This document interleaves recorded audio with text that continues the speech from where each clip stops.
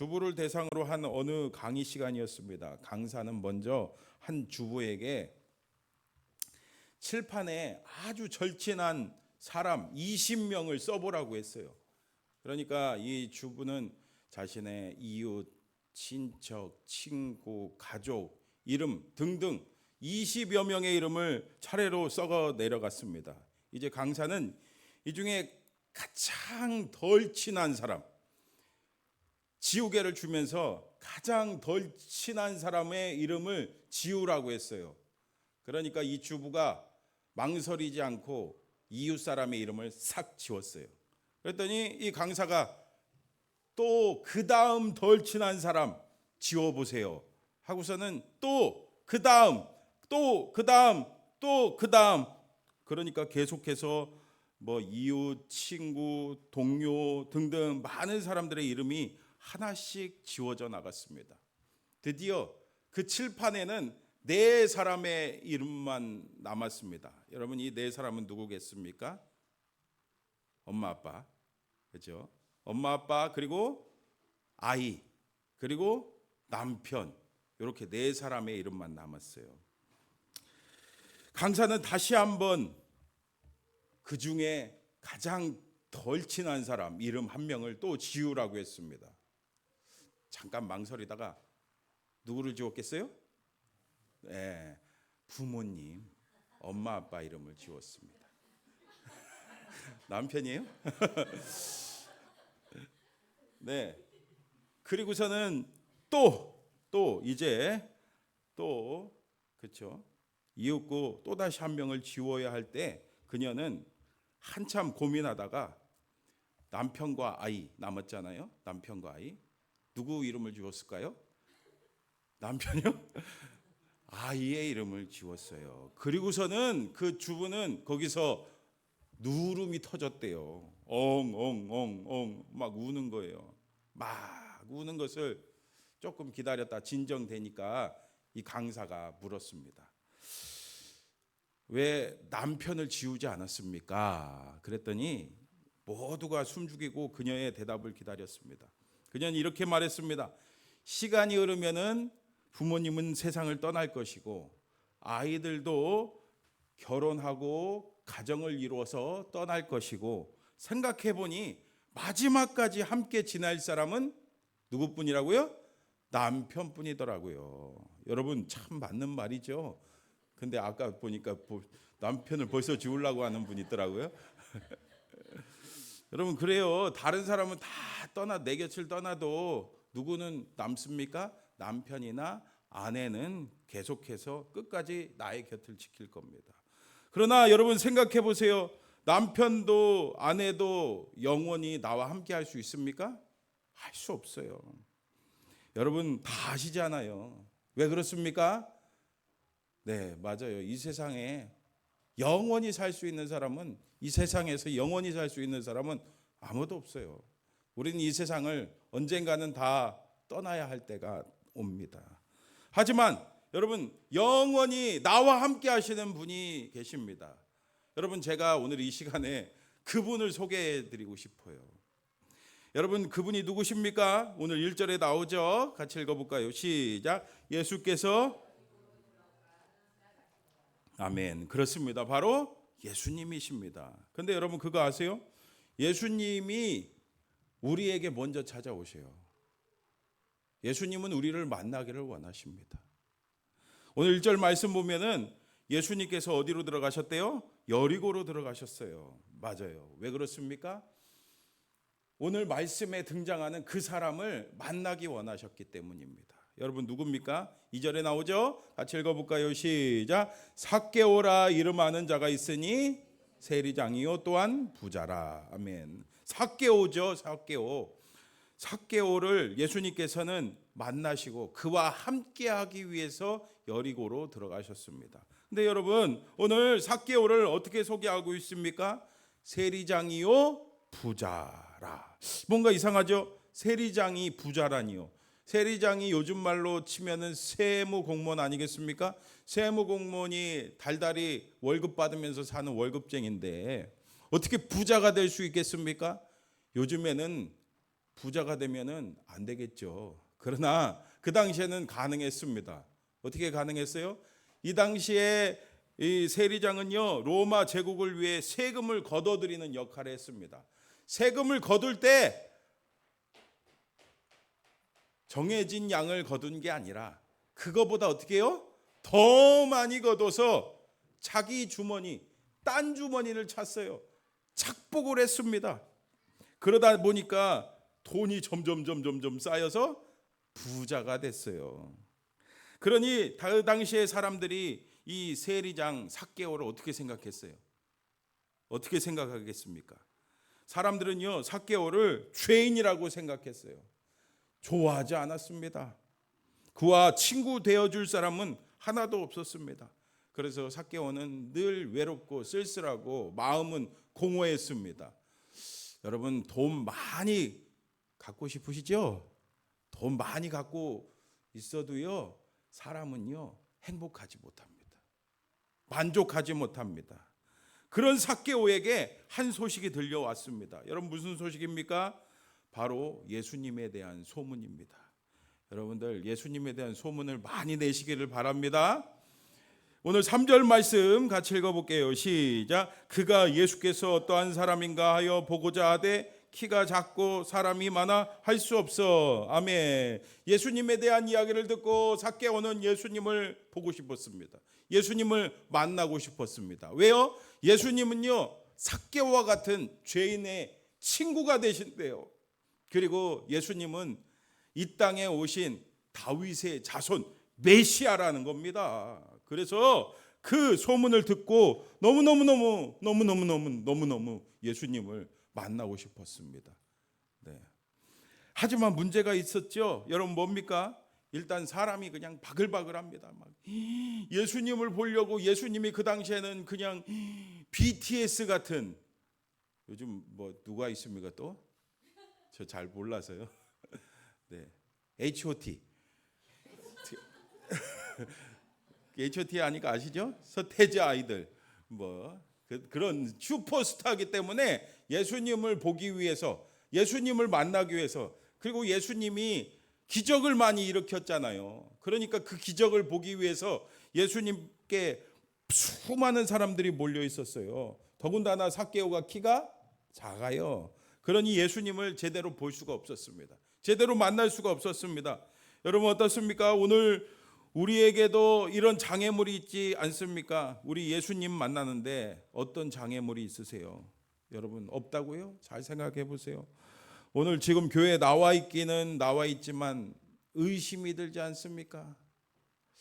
내가 지금 교회에 어떻게 나오긴 나왔는데 그동안 사실 예수님 없이 잘 살아왔는데 뭐 굳이 예수님 믿을 필요가 있나? 자꾸 목사님 천국 지옥 얘기하는데 천국 지옥 없는 것 같은데 그걸 믿어야 되나? 자꾸 믿으라고 하는데 예수님이 그 나랑 무슨 관계가 있길래? 이거 제 생각이 아닌 거예요.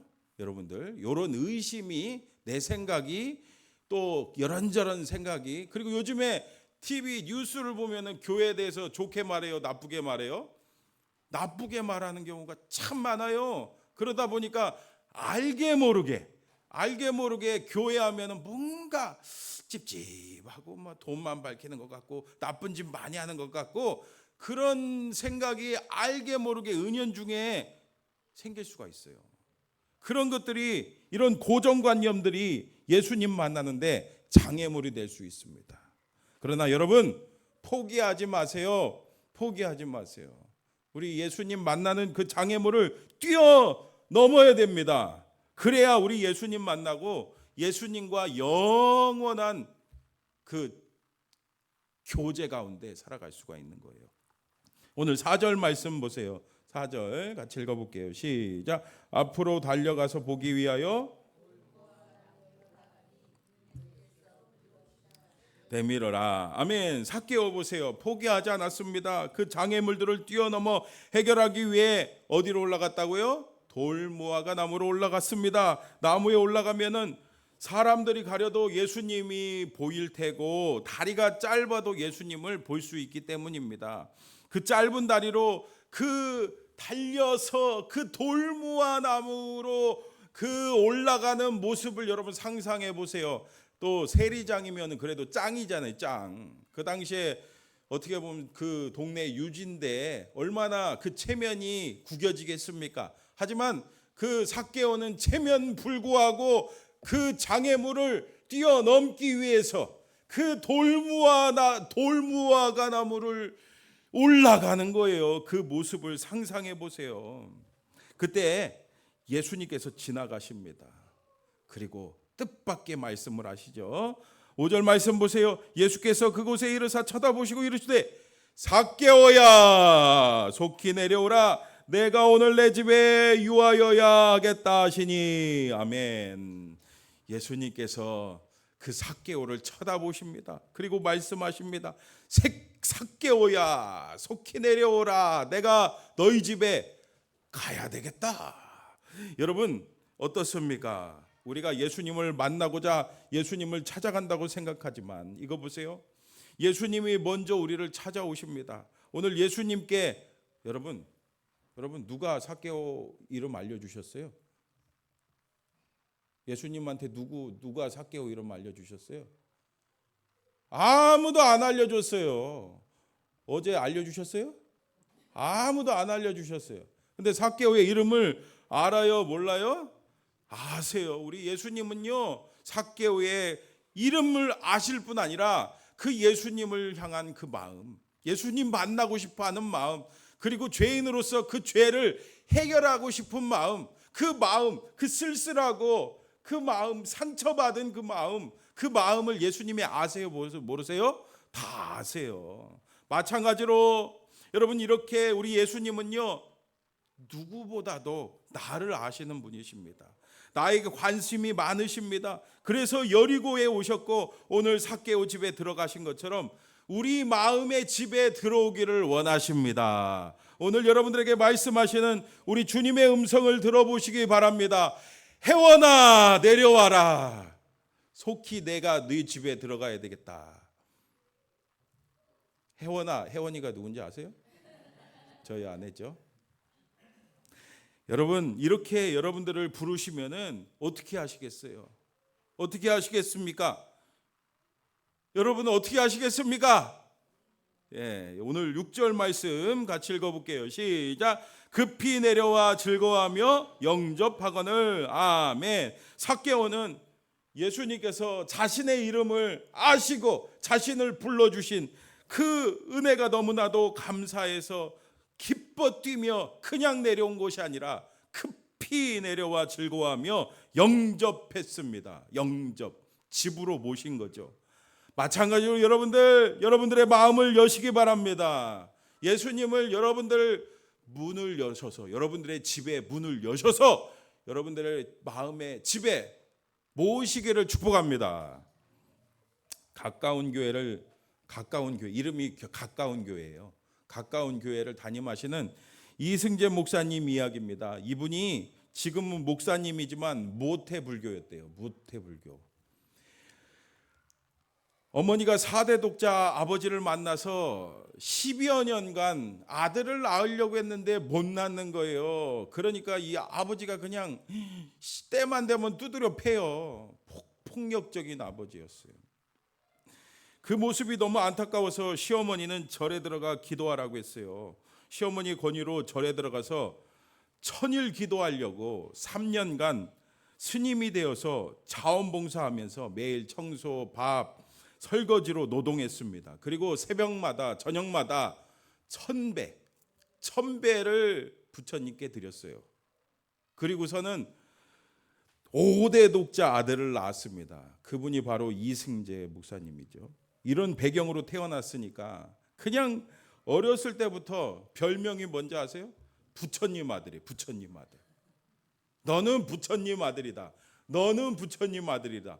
그러다 보니까 친구들이 어디 가자고 해요? 교회 가자. 어렸을 때 그러잖아요. 그래서 여름 성경학교도 한 번씩 가고 또 평소엔 교회 안 가다가 성탄절 크리스마스 때 가면은 막 간식 먹으러 선물 받으러 가고 그러잖아요. 하지만 부처님의 아들이기 때문에 한 번도 못 갔어요. 그러다가 명지대학교 전기공학과를 재수해서 갔습니다. 입학식 하는데 그때서야 앞에 나와서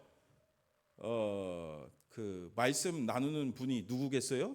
목사님인 거예요. 목사님. 내가 잘못 왔네. 아이고, 내가 잘못 왔네. 기독교 미션 스쿨이었던 거죠. 하지만 학교가 예수 믿는 학교라 신앙이 생긴 게 아니었어요. 예수님 나오는 지루한 2시간짜리 영화를 보여줘도 또 일주일에 한 번씩 체프를 드려야 했는데, 그런다고 여러분 믿음이 생기겠습니까? 물론 생길 수도 있습니다. 근데 대부분은 그냥 자다가 졸다가 그냥 가는 거예요. 그러던 어느 날 체프를 마치고 나가다가 같은 과 선배가 부르는 거예요. 승재야, 일로 와. 그러면서 내가 여러 달 널 지켜봤다. 내가 너를 캠퍼스 복음화 하는데 함께 하고 싶다. 아이고, 저 불신자인데요. 저 절에 다니는 새요. 아이고, 그런데 그 선배가 그렇게 완강하게 하니까, 요즘은 선후배 많이 없지만 이분이 80년대 학번이거든요. 막 선후배 얼마나 그 주율이 얼마나 셉니까? 그러니까 알겠다고 그래갖고 자기는 기독교 학생회장이라며 학생회관 4층의 기독교 동아리에서 만나자고 했어요. 얼떨결에 약속해버렸어요. 그래서 겨우 찾아간 4층에는요, 4층에 가봤더니 기독교 동아리가 그냥 어마어마하게 많은 거예요. 그래서 어디로 가야 되나 고민을 하다가, 그래, 기독교 하면 교회지, 교회라고 써 있는 데 가야 되겠다 하고서는 찾아간 곳이 CCC였대요. 왜 CCC를 갔는지 아세요? CCC가 한국말로 뭔지 아십니까, 여러분? 한국대학생선 교회거든요. 한국대학생선 교회. 들어갔더니 수수한 옷차림의 여학생이 있는 겁니다. 공대에서 남자만 보다가 여학생 보니까 어떻겠어요? 여러분들 20대 초반의 대학생이라고 생각해 보세요. 남자분들 가슴이 벌렁벌렁하죠. 그래서 수수한 그 여학생의 그 앉아보라고 하면서 이 사형이 복음 제시를 하는 거예요. 그래서 얼떨결에 그냥 아멘 믿습니다 영접 기도를 따라했어요. 그런데 여러분, 얼떨결에 했으니까 무슨 믿음이 생기겠어요? 그 후로 일상으로 돌아갔지만은 그 CCC는 그렇게 지독하다고 합니다. 그래서 맨날 찾아오는 거예요. 그러던 어느 날 방학이 됐을 때 수련회 가재요. 수련회. 근데 여러분, 이 교회를 한 번도 안 다녀봤으니까 수련회 가봤겠어요? 그냥 대학생들 모이는 캠프라고 하니까, 아까도 말씀드렸다시피 공대 순 남자들만 있다가 이 여학생들하고 함께 하는 그 캠프, 여러분 얼마나 가고 싶겠어요, 그죠? 그래서 순전히 놀고 싶은 마음에 자주 마시는 술 2병과 담배 몇 갑을 더 챙겼어요. 그리고 혹시라도 장기자랑 시킬까봐 노래도 2곡 준비해서 갔다고 합니다. 하지만 첫날부터 놀고 싶은 기대감은 완전히 깨졌대요. 아침 먹고 뭐예요? 예배드리고, 점심 먹고 강의 듣고, 저녁 먹고 예배드리고, 그리고 식사 때마다 요절을 암송해야 밥을 준다고 하더라고요. 얼마나 힘들고 어려운지 집에 갈까 말까 하다가 옆에 여학생들이 계속 설득하니까 끝까지 마지막 집회에 참석하게 됐습니다. 근데 마지막 집회 강사 목사님이 이렇게 말하는 거예요. 모든 사람은 죄인입니다. 우리 양심이 우리를 지옥으로 고발합니다. 막 이런 얘기를 하는 거예요. 처음에는 그 얘기를 듣다가, 아니 뭔 지옥? 아니 뭔 죄?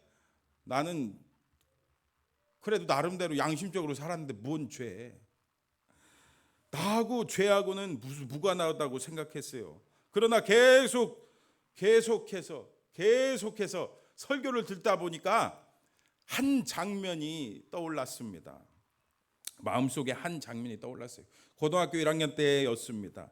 어느 날 그날도 아버지가 어머니를 그냥 심하게 때리는 거예요.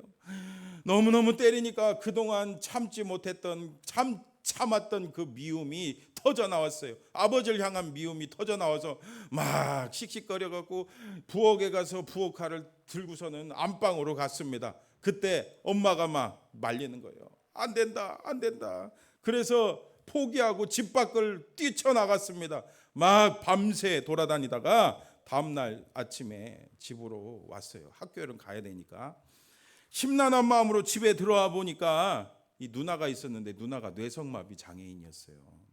근데 이 누나가요, 뭘 먹고 있는 거예요? 종이를 먹고 있는 겁니다.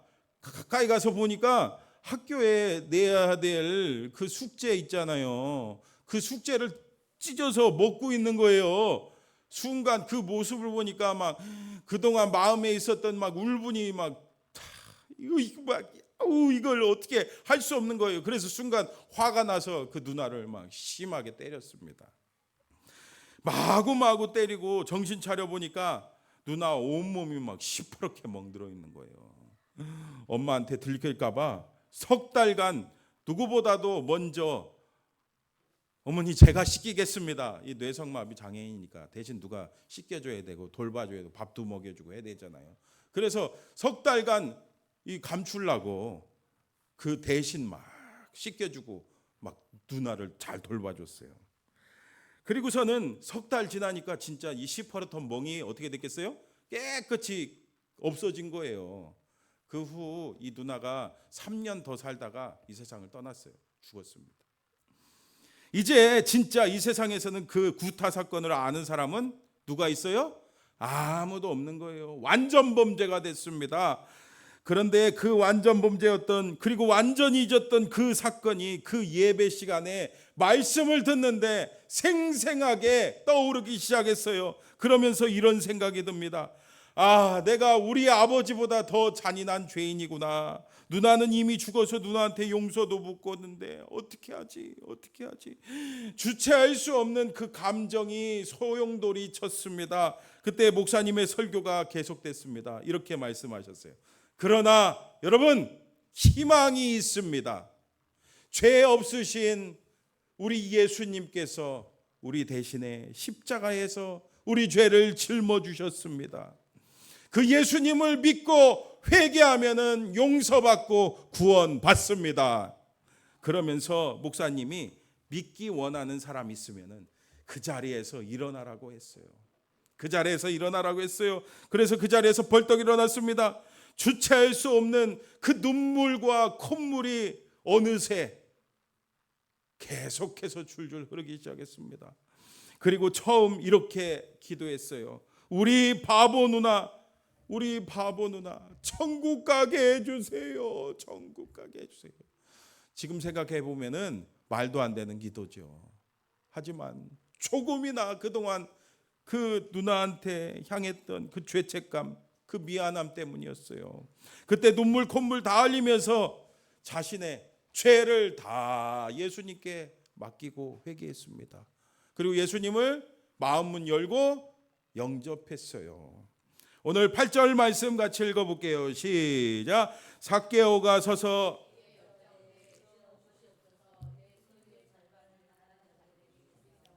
만일 누구의 것을 속여 빼앗은 일이 있으면 내 갑절이나 갚겠나이다. 아멘. 여러분, 이렇게 예수님을 만난 삭개오도 자신의 죄를 어떻게 했어요? 솔직히 고백하며 회개합니다. 그러자 우리 예수님 말씀하십니다. 9절 말씀 같이 읽어볼게요. 시작. 예수께서 이르시되 오늘 구원이 이 집에 이르렀으니 이 사람도 아브라함의 자손이미로다. 아멘. 여러분, 그렇습니다. 어느 누구라도 예수 믿고 회개하면은 구원 받습니다. 죄 용서 받습니다. 놀라운 은혜를 누릴 수가 있습니다. 천국 갈 수가 있습니다. 무엇보다 하나님이 주신 그 놀라운 평안과 기쁨을 누릴 수 있어요. 어떻게 해요? 하나님이 나와 함께 하시기 때문입니다. 주님이 나와 함께 하시기 때문입니다. 이승재 청년은요, 다음날 새벽에 눈을 뜨고 수련의 장을 이렇게 혼자 걸어가고 있는데 세상이 너무너무 깨끗하고 세상이 그렇게 아름다워 보이는 거예요. 사실 나는 그대로고 나를 둘러싼 그 환경도 그대로인데 내 마음이 바뀌었기 때문이죠. 혼자 신기해하면서 숙소로 들어갔는데 어떤 한 형제가 이렇게 말을 하는 거예요. 어제 예수님 믿겠다고 자리에서 일어난 것을 보았어요. 성경이 없으신 것 같은데 제가 한 권 드릴게요.